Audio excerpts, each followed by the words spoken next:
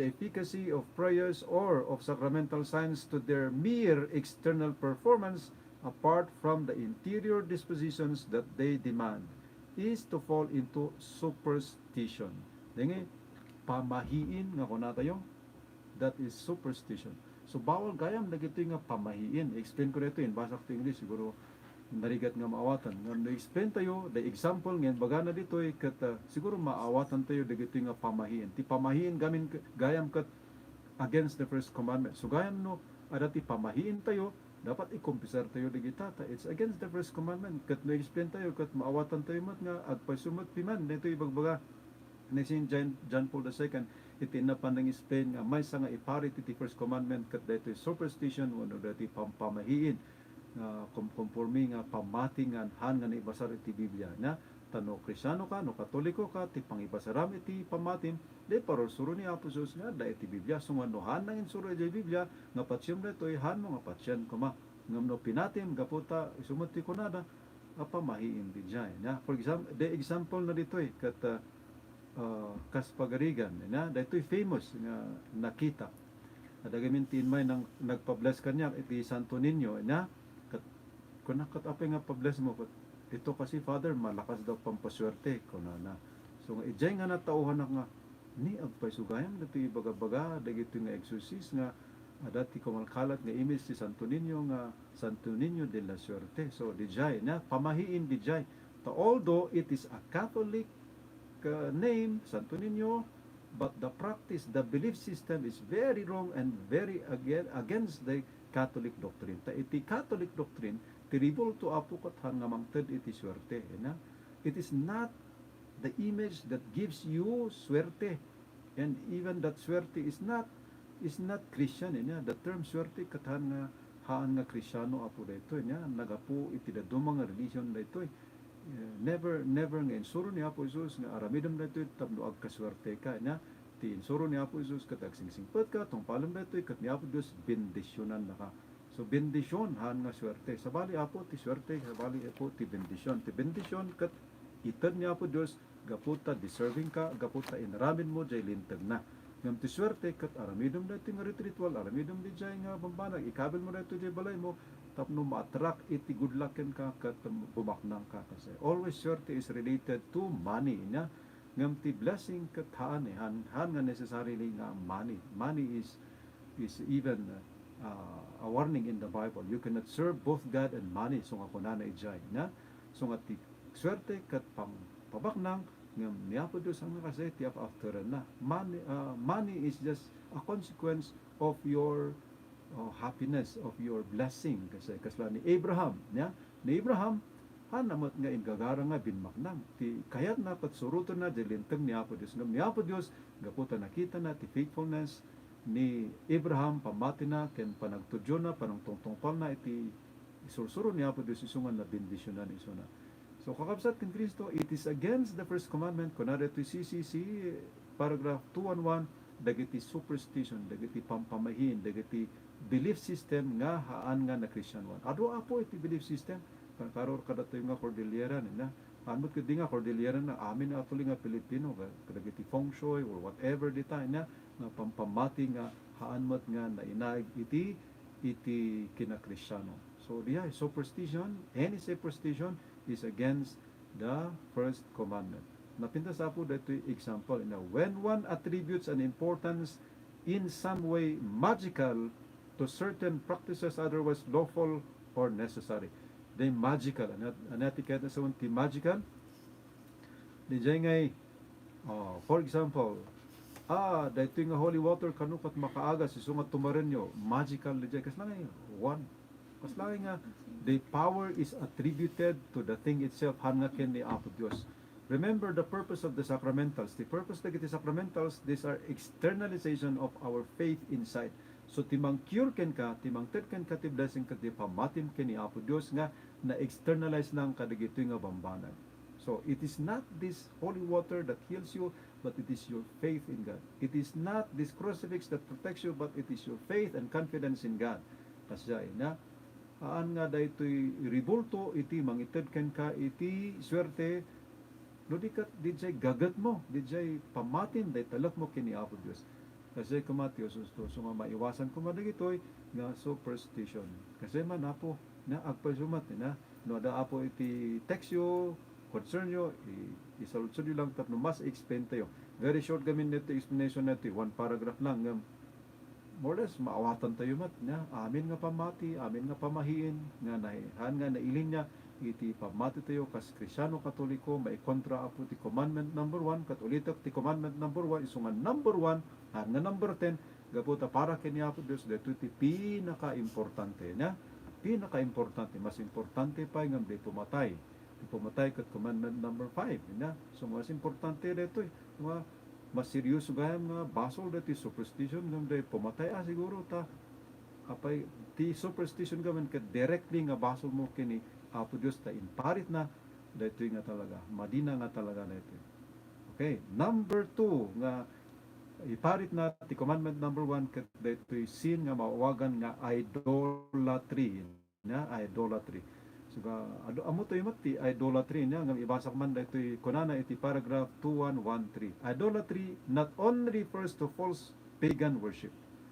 Okay, that's the ordinary thing. The idolatry kat the pagan worship. The your worship mo kat hanga ni Apo Dios.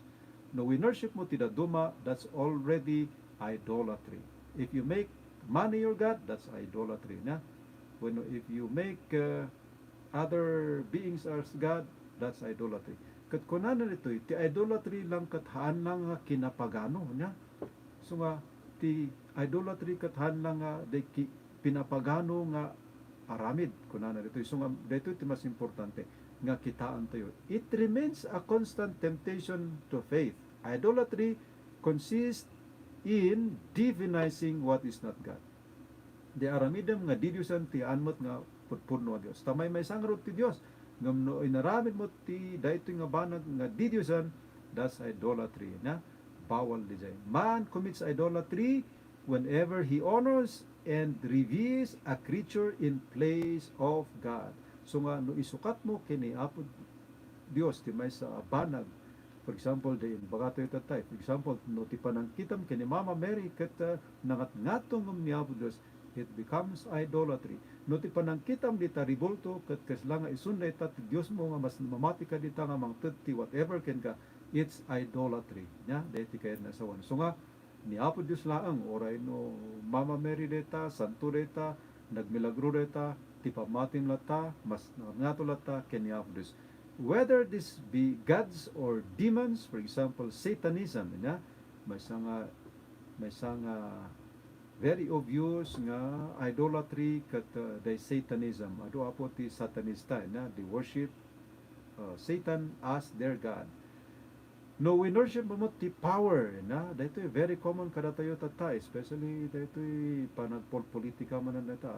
Adagay ti mas kayat ti tao ti power mas kamoy di dyan, nangat-ngato ti power ngam no ni Apo Dios. Mas kayat na ti power ngam no ni Apo Dios. Mas pagseserbihan niya ti power ngam ni Apo Dios. Mas kayat na. Mas iso ti priority na ti power. Pleasure. No ti priority iti biyag kat pleasure dahito panagkanganas iti biyag like drugs or whatever dita nga mas importante pa di dyan ngam niya po Diyos, that's idolatry kunana ni St. John Paul II iti dito CCC paragraph 2113. Race kaya nasawon kina Pilipinom, kina Amerikanom, kina Australianom, kina Chinese mo nga if you worship your race mabalin mo dada. And dito ancestors, if you worship your ancestors isuda iti pagkararagam, isuda iti idatunam, ibis nga ni Apo Dios, that's also idolatry. In fact, Buddhism and Taoism of ancestors. Yeah? So, they worship their ancestors. Pagkararagan de ancestor da, dumawad da iti swerte. Diay na. So, if you do these things, it's a serious sin. No? Ti pagkararagam, ti worship mo, ti pagtalkam, pangidatunam, ket dagiti ancestors mo, dagiti dead ancestors, dagiti karkararwa, spiritu, dagiti minatay tayo, wano dagiti karkararwa, dagiti ancestors tayo. So ancestral worship, adamo ti religion nga kastoy, nga. So that is a sin against the first commandment. The state kasprigan din no didyos mas namamatpati ka ni Duterte ngam no ni Apo Dios, it's an idolatry. And in fact ada iti kasay na mga mas mamatid dapay iti daytoy nga tao ngam no ni Apo Dios. Kwarta, money. If you make money more important than God, it's idolatry, etc., etc., etc.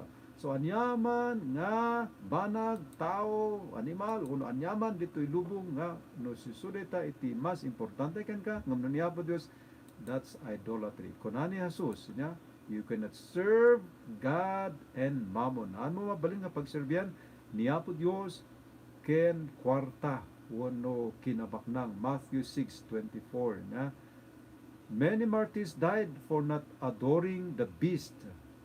Amo tuymat dagiti martir niya nung san ket ijay Korea for example, ijay Japan for example, anya talikudam ti kina Kristiyanon ket agbaw ka kini emperor, madida ti agbaw, natayda.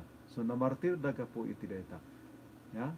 So dijay na martyrs died because of their refusal, gaputahan na nga kayat nga i-adore, i-worship, pagrukbaban, daydayawan, dagitoy nga kayat, dagitoy nga tattao nga pagdaydayawan ta. Idolatry rejects the unique lordship of God. Diya iti madi when wrong. Iti idolatry. Ti idolatry, kasla nga imbes nga ni Apo Diyos lang ti may maysa, isuna lang awanda duma nga Lord, Apo, Dios, ngam apay nga han nga isuna tinagkamangam. Han nga isuna iti na worship mo wano dinaydayaw mo daytoy. So, once you sacrifice to others, hang ka nagsakripisyo kini Apo Dios, that's idolatry. Yeah? It is therefore incompatible with communion with God. Kunana ditoy, mabasa tayo rito Apo, iti Galatians chapter 5 verse 20. May parit nga talaga dito, wano Ephesians chapter 5 verse 5. So, dito, dito CCC, ni basarmat lang iti Biblia. So, kung nagbasa kayo iti CCC, adalin na dito, iturong na kayo, i-confer na, i-compare na, dito yung isursuro na, iti, no, ano day, biblical text na. So, dihay, iti, maysa nga iparit Apo, iti commandment number 1, bawal ti idolatry. Anya ti idolatry? Ti idolatry kat no mas importante, dito nga banag, dito nga trabaho, dito nga tao, dito nga okasyon, etc. Ngamno ni Apo Diyos. So, what is worship in the first place? And worship is giving your time, your effort, your attention, your energy to this thing more than to God. So, dihay. So, kas pagaligan, no si ka kat workaholic nga kwarta ti mo panunutom kwarta, pagtatrabahuam kwarta, day time mo nagugol ti kwarta, trabaho laang, and one time mo kaniya po this, then that's idolatry because you made money more important than God. Or for example, the ancestors mo, dagitoy ti mas importante nga isulat masurutan iti biyag mo, masurot iti panangi biyag mo ngam no dahil linteng niya po Diyos, that's idolatry. Yeah? So diyan man Apo iti idolatry. No kaya ti pay nga basahan niyo Apo iti CCC. Ulitin kakabsat, everything is in the CCC. Nyahan ko nga personal opinion na ito, basbasa akmat, igam ko Apo dito, katigisan mo the Catholic Church. So nga, kasladay in basa nga text at tayo, no agbasbasa kayo, may malawlawan ti panunot, umuna nagti Pammati. Another nga iparit Apo iti commandment number 1 kad dito'y mauwagan nga divination and magic. Divination and magic. Ibasa man, paragraph 2116, 2116. All forms of divination are to be rejected. Amin kano nga divination. Ano ba ti Ilocano ti divination? Ito'y han nga na Kristiyanuan nga panag-ritual. Panag-ritual. Divination. Divination is connected to magic. Adu iti milagruda, makaagas, wano, basta ada ti power da, divination. You do this ritual, and there is power, you know this, you can predict that, etc. Deti kaya na sa one Apo iti divination. Iparit Apo iti commandment number 1 da ito. So all forms of divination are to be rejected. Amin kano a klase iti divination. Ano ti divination? Ulitak, dejay, performing a ritual, orasyon, or whatever, nararamidam, tapno makagen ka ti power, tapno mamom ti future, tapno maikam na ito iti kayat na, etc. At datimit kadi iti example na. Example number 1 is recourse to Satan or demons. Okay. So that's divination. For example, na istorya ka DJ, dito nga natulungan mi niya, tapno adati power na, ta sobra tigura na, iti gura na kinitatang na, ta ni-rape nga ron iso na nitatang na, malagi ko din istorya nga dito, nga naposes, gapu iti dito. Kaputi gura na kinitatang na, gapu takayat na ti bumalas, gapu takayat na ti adati power na, so adati divination nga, ritual nga naramid na, the virgin blood offering, ken they tattoo, they panangi tattoo, ken they surat na dyan likod na, with Satan, I can do all things. Kasi these are divination. Yeah? Kat adalag pa so ti power na, ngam tinakas na, naproses tuloy iso na. So that's divination. Obviously, number 1, nga iparit iti commandment, number 1. Especially nga, enemy ni Apo Diyos ti, inka nagritualan, inka napanan. Conjuring up the dead. So dito is may nga divination na ito. Ritual nga ramidan tayo, tapno agsubli, tikarawa, dito minatay tayo, kat kasao tayo. Conjuring up the dead. Or other practices falsely supposed to unveil the future, like fortune telling, horoscope, or anything. Anything that is predicting the future. Ritual ka na ito, magic, tapos, amo, kasi. Dati nang i-share kanya, dito ikat 34 years old pa laang. Kunana, Father, nung 30 years old po ako, nag-resign po ako. Kasi convinced po ako sa sinabi ng manghuhula doon sa Manila sa akin. Yung sinabi ng manghuhula, pagdating daw ng 30 years old ko, mamamatay daw ako. Naniwala po ako kasi dalawa sila magkahiwalay, pero parehas po yung sinabi nila. Pero Father, 34 years old na po ako, hindi pa naman ako namamatay. So, yun na.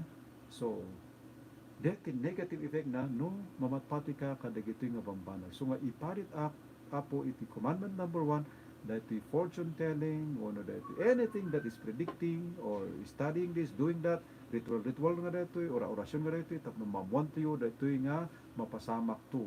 Dito iti kayat na sa 1, iti practices falsely supposed to unveil the future. Kunana to yun, na adamat dito no kahit tayo ti biblical text, Deuteronomy chapter 18 verse 10 dito ako. Deuteronomy chapter 18 verse 10. Consulting horoscopes. Dito ikat parte apo iti divination. Iso nga ipanakot horoscope against commandment number 1. Okay? Apay? Because it implies a belief. Amoy ba ti horoscope? Hamot nga Krisyano nga pamati na ito.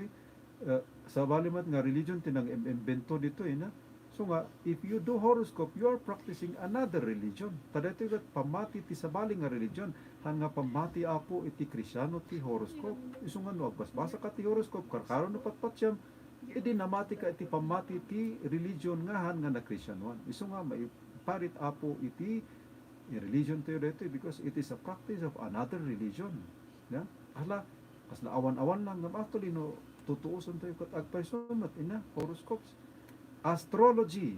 Okay, astrology. Bawal apo ti astrology. It is divination. Ti astrology kat pamati dito. May samat nga religion dito. It is believing that the stars can direct our lives. So, you are making the stars your God, the director of your life. Kaslang iso iti mangidirekta iti biyag mo. Kat dagitamat kat pinarsuan ni Apo Diyos, dagita nga stars nga dagita. How can these stars or their formation or their brightness or whatever influence our lives? So, if you pray to God and protect yourself, nga mapasamak dagita. So, astrology, dagitoy nga star or whatever. Nagito na ko dito cathedral apo iti seminar kat adati nang surrender iti astrology books da. Palm reading, apo may parit mo lang natin palm reading. Okay? Day panagpapalad panagpapalad. Okay, adamat lang tinag-share kanya ti mading experience na dito nagpapalad kat kastoy ti imbaga na dijay napano ko jibar ka parehas damat kat nagbutong tuloy. So, adati negative experience resulta na iti panagpalad. Ken kakabsat ni Kristo no Katoliko ka, Kristiyano ka, never practice nga sika iti itatry mo lang nga mangpalad ka, bawal apo dagiti. Kasi adu dagiti agay ayam lang nga kunada lang nga, oh sika kastoy nga bawal dagiti. Maligid ko di ubingak although or joke lang nga madi na ta kasla nga maimula ije consciousness ti ubing nga kasla mayat lang dijay. So nganuhan nga nakorektar idi ubing pa iso na dumakol nga kasla okay lang dijay. So kasla kasemot kanya idi so nga idi na nabasa nga madi gayam talaga nga never again ya. Oren way ayam lang, oren no joke lang. So interpretation of omens and lots.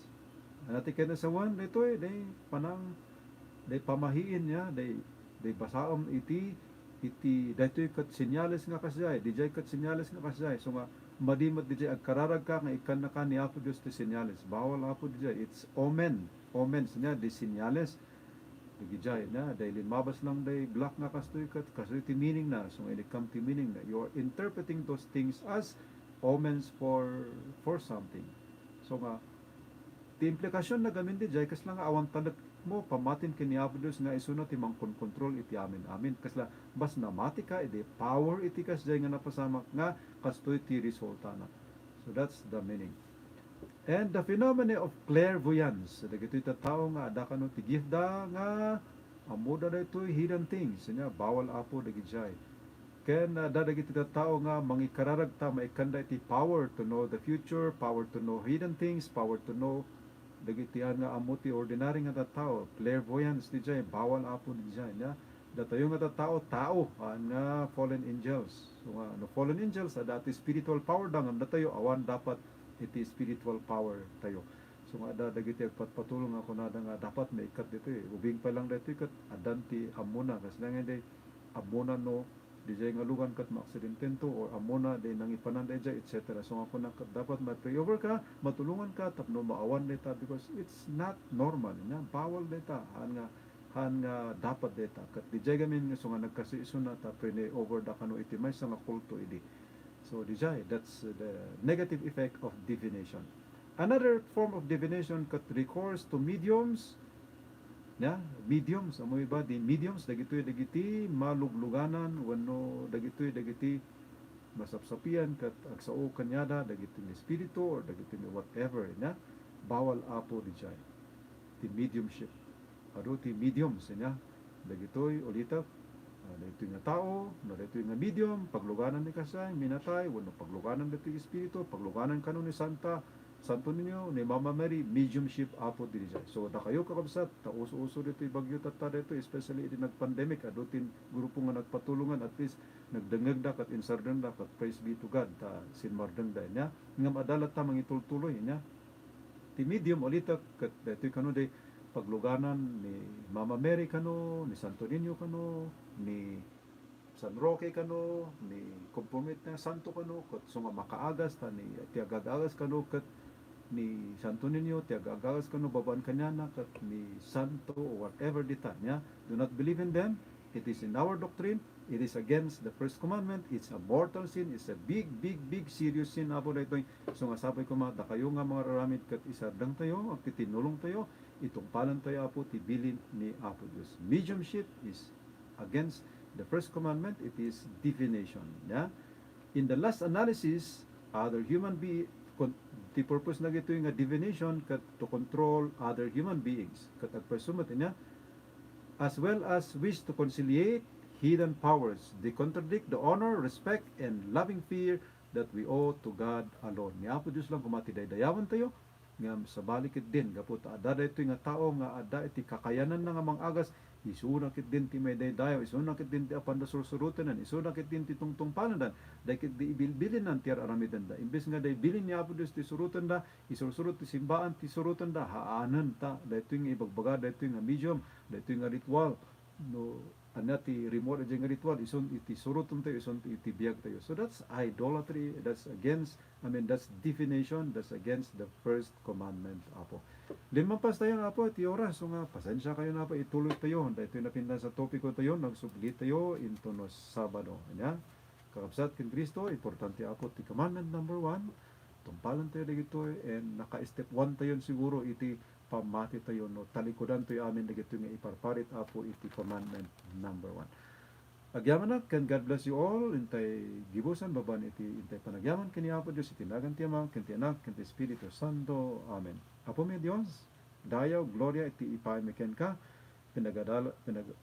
sasawan mi wano pinag-adalan mi, inadadal mi ti sasaom, ket ibagam, iparit mo, at ipinag-worship mi, iti dadto mga didyusan, sigang garod Apo iti pagkamahan mi, pagpudno, may salang nga Dios, nga income i-worship, income i-adore, income pagyamanan, income pagturungan. Bendisyon ang kumaapo, dagiti nagdengeg, tapos sapay kumaibiyag da dagito nga panusuron, iti laksid Apo, iti kinarigat na.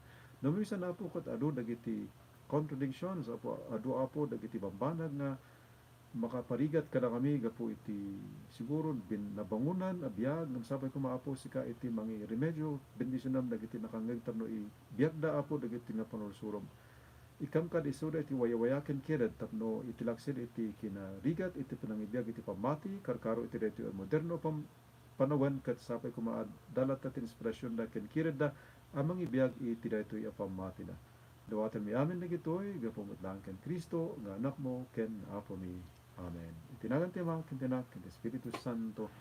Amen.